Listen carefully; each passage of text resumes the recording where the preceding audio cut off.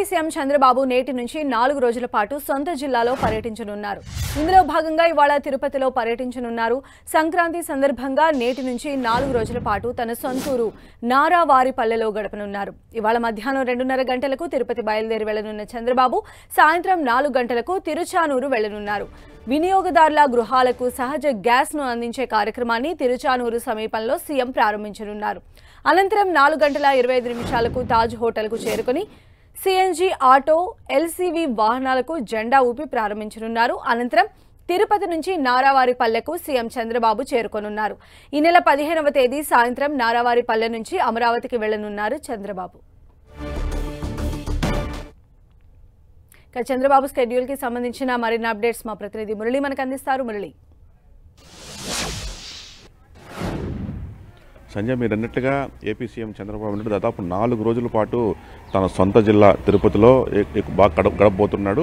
ప్రత్యేకించి ఇవాళ మధ్యాహ్నం సరిగ్గా 3:30 తిరుపతి చేరుకుంటారు. తిరుపతి చేరుకున్న తర్వాత వెంటనే ఆయన ఎయిర్పోర్టుకు సమీపంలోనే ఉన్న తిరుచానూరు విలేజ్కి వెళ్తారు. నిజానికి తిరుచానూరులో AG&P అనే ఒక ప్రైవేట్ సంస్థ ఇళ్లకు గ్యాస్ కనెక్షన్లు బిగించే కార్యక్రమం చేపట్టింది. గత ఏడాది కాలంగా దాదాపు వారి ఇళ్లకంతా కూడా గ్యాస్ కనెక్షన్లు బిగించారు.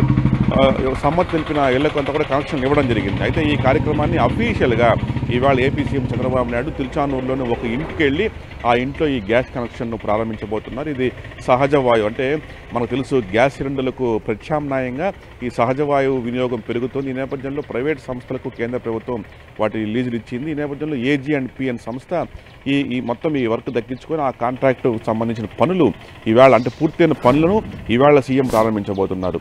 అటు తర్వాత నేరుగా ఆయన మళ్ళీ తిరుపతి సమీపంలో ఉన్న తాజ్ హోటల్కి వస్తారు. ఇదే AG&P సంస్థ ప్రైవేటు వాహనాలకు కూడా ఏదైతే సహజ వాయువులతో నడిచే వాహనాలకి కొన్ని దానికి సంబంధించిన అమరికలు చేపట్టింది.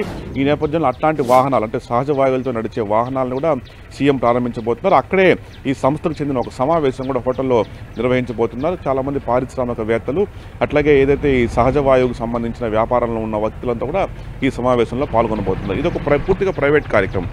ఈ కార్యక్రమం ముగిసిన తర్వాత నేరుగా ఆయన సాయంత్రం 5-6 కల్లా స్వగ్రామ నారావాళ్ళకి వెళ్ళిపోతున్నారు.